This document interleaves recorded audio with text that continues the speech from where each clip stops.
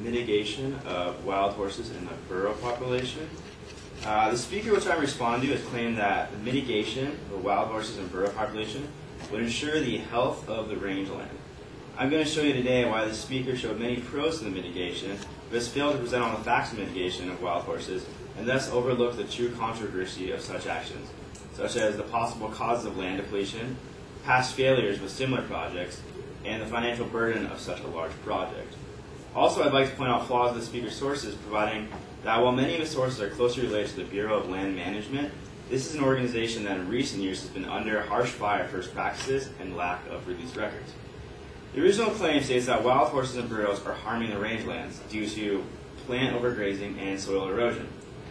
My argument is that he failed to express the concern that many people believe that the depletion of land can be caused by sources other than wild horses, such as wildfire, drought, climate change, and even livestock. According to Senator Dina Titus, all the biologists and range managers in the area say that horses do less damage than livestock. She said that the problem is both the Assembly and Senate Natural Resources Committees are dominated by rural ranchers who don't care about wild horses, they only care about the cows. With such a costly plan of action being advised, it would make more sense to spend time and money on the research of the land to correctly assess the damage and find the true source of the soil depletion.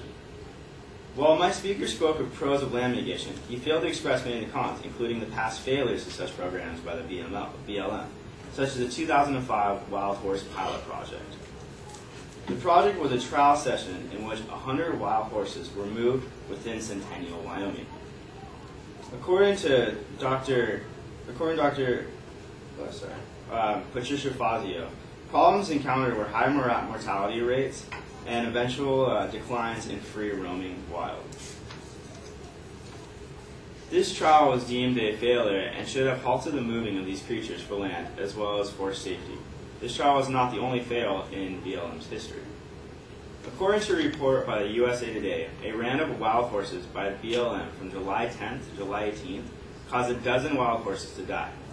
The BLM claimed that these deaths during Roundup were mostly due to dehydration caused by a local drought, which leads many to believe the BLM has no true concern for the well-being of these animals, considering July is one of the hottest times of the year for Nevada, which is when they decided to make the move.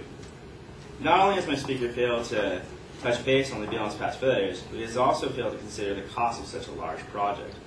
According to the American Horse Defense, the pros and cons of horse mitigation, in 1988, the BLM entered into a sanction plan in North Dakota. The original cost was estimated at $600,000 for 1,600 horses. However, costs quickly escalated, and eventually the program cost over $1 million a year. With government spending already under much scrutiny, it is now really the best time to implement such a plan with no real acknowledgement of the end cost. I will next like to touch base on the sources which my speaker cited during this paper. I found that two of these sources come straight from the BLM, which is the organization strongly pushing for the mitigation of wild horses, an organization which in recent years has been under scrutiny for its practices. Cindy McDonald, employee of the BLM, which is the Bureau of Land Management, resigned on June 3, 2011 after 5 years of service, referring to the program as an ongoing perpetuation of broken, inhumane, and fraudulent program whose criminal activities have been swept under the rug and covered up for decades. Can we really trust such a source considering its ulterior motives and past failures with similar projects? I hope that through my speech, I have shown you that mitigation of horse population is in fact a controversial issue and should not be implemented without further research and change in plan of attack.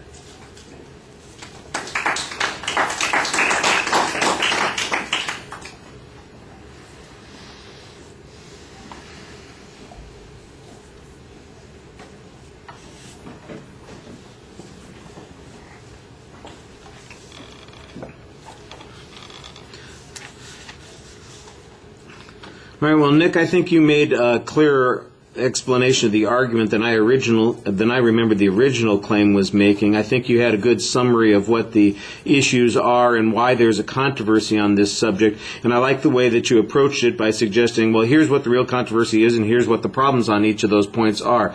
I don't know that you deal extensively with the evidence and the reasoning that the advocate used, but I did think that you did a good job presenting the arguments in favor of the position that you've got and putting them in the context of the larger argument. And and I thought you had pretty good explanations on each of those points. I thought you had two good illustrations about the failures of past programs that do these particular things, and that responds directly to the issue that the advocate was talking about, so I thought that worked pretty well. And the cost issue, like I said, if we deal with a larger policy argument, then the cost issue is definitely relevant. If the argument is generic enough that just is talking about effectiveness, then cost is only tangentially relevant, and I think that that's you can kind of sneak that argument in given the ambiguity of what the original argument was. And I did like the general challenges to the source that the advocate was presenting, suggesting that there might in fact be bias either because of domination by cattle interests, or because they simply are not careful in the way they follow through. And you've got that one source that seems to be, like a whistleblower source that adds a lot of credibility to the position that you're taking. So even though I'm not sure that you did a lot of analysis of the advocate's argument, I did think that you presented the general argument very clearly and the appropriate responses on those points. Thank you.